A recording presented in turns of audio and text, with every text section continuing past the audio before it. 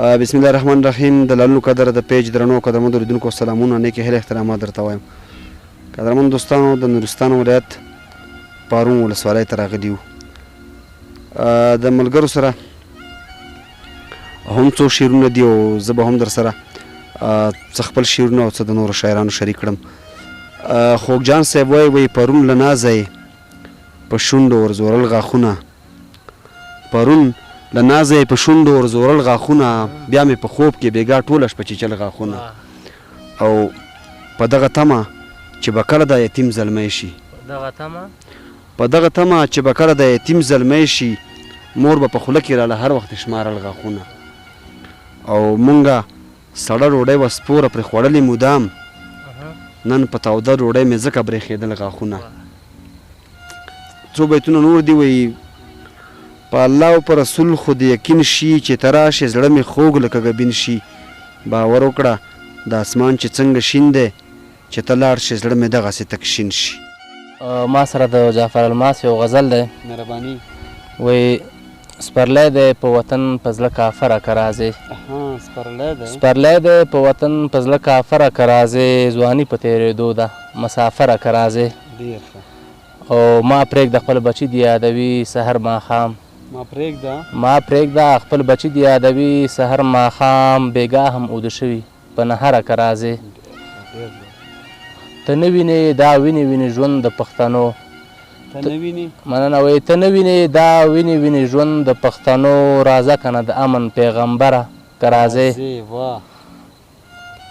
او وطن ټول پوښل شوی دی د مینې په خوږو، وطن ټول پوښل شوی دی د مینې په خوږو، همدغه ورځې شپې دي له سنګره که راځې. او ته سوله شه ته امن شه زه غاړه درکومه، مننه وایي ته سوله شه ته امن شه زه غاړه درکومه، په خوله به شو جانانه مروره که راځې.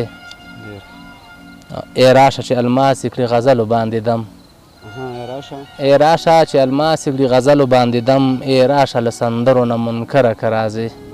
ډېره مننه. پیشا مې وژنې مخامخ راته ټټر ډبوي، په نیمه شپه راشي زما د کلي ور ډبوي.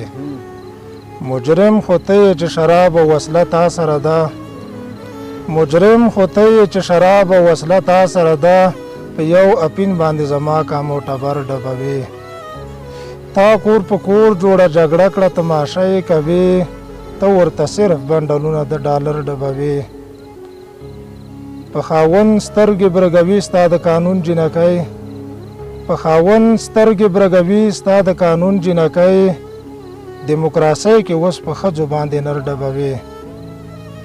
که د نصیب په دعا شي رب دې په ځان اخته کړه، که د نصیب په دعا شي رب دې په ځان اخته کړه، چې د نمرود غوندې څپلی باندې خپل سر ډبوي، چې د نمرود غوندې څپلی باندې خپل سر ډبوي.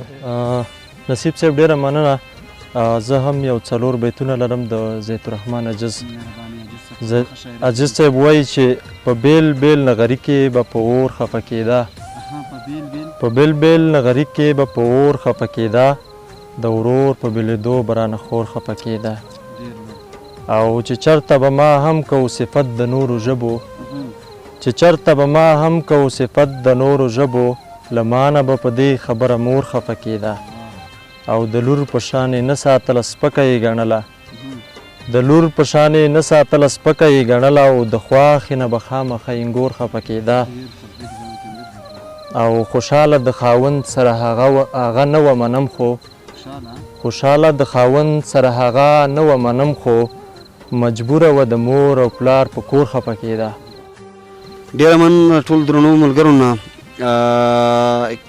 عجز صاحب یو 2 بیتونه چې زما ډېر خوښ دي، وایي بایللې چې دا تا په جوارۍ وې جوارګره، بایللې چې دا تا په جوارۍ وې جوارګره، د خور خو دې همدغه 2 والی وې جوارګره، او دا جدي راګټلې په دیاړۍ وې جوارګره، نو دا خو دې د خویندو د سیالۍ وې جوارګره.